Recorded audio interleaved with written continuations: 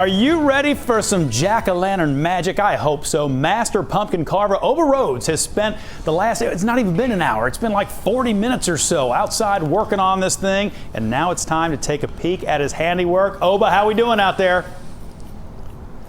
Fantastic. Fantastic. Okay. He's the big reveal. Are you ready, everybody? We're ready. Dun, dun, dun. Dun, dun, dun, dun, dun. How do you... 30 minutes, my friend. How do you do that? Yeah. How do you do? Now, Oba, you told me earlier. You said the pumpkin speaks to you, but Yes. the speed at which that pumpkin must speak to be able to get that done in 30 minutes is incredible. Yeah, the pumpkin tells you if he's upset, if he's happy, if he's enthusiastic, if he's anything he is. He'll tell you if you listen. Wow! Just look at the detail on that. I mean, from the frown lines all the way down to around the cheeks and that sort of thing.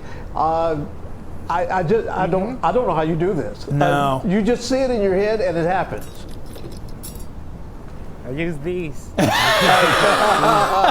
magic is in the hands. Oh, man. The magic is in the hands. Let's take a look at some of the other pumpkins you got on the tables out there too. Now, when you worked on some of those other ones, did you have an idea in your mind for those at all, or again, did it just kind of come to you as you were sort of in the midst of carving? Not at all. I didn't have any idea at all. When the pumpkin is on the counter, I just like to listen. Man.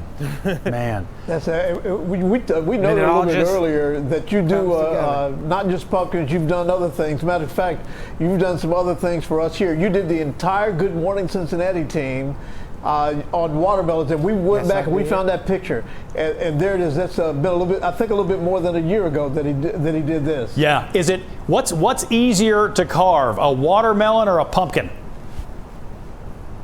Definitely a watermelon. Definitely a watermelon. Well, and what's interesting with the watermelons we were looking at there, in that case, you were given sort of something to reproduce rather than sort of the medium talking to you. What's easier for you, to kind of know what you're doing when you start, or to not have any idea? Using pictures and references are always easier. Yeah.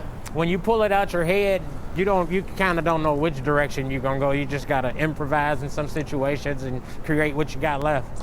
All right, now today you are using tools that are relatively small, but you noted to Bob a little bit earlier that you're expanding the toolbox. You've added a chainsaw, and you've also you're carving ice. Tell us a little bit more about that. Oh, well, I got into chainsaw a year ago.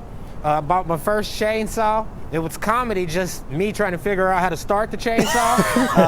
Did a 15-foot structure out in Wyoming, Ohio. Still standing. It's a standing monument. Once I did that thing, I started investing more in the chainsaw tools. Then I started doing eagles and bears and owls and things like that.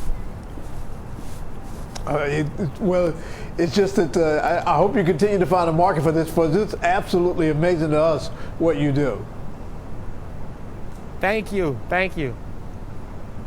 All right, Oba, thank you so much for joining us this morning. A big thank you to Oba Rhodes for joining us, and you can find his works of art on Facebook, and we'll have a link to that at local12.com. Just amazing. I love it. It's 9:51. We'll be right back. Thank you, Oba.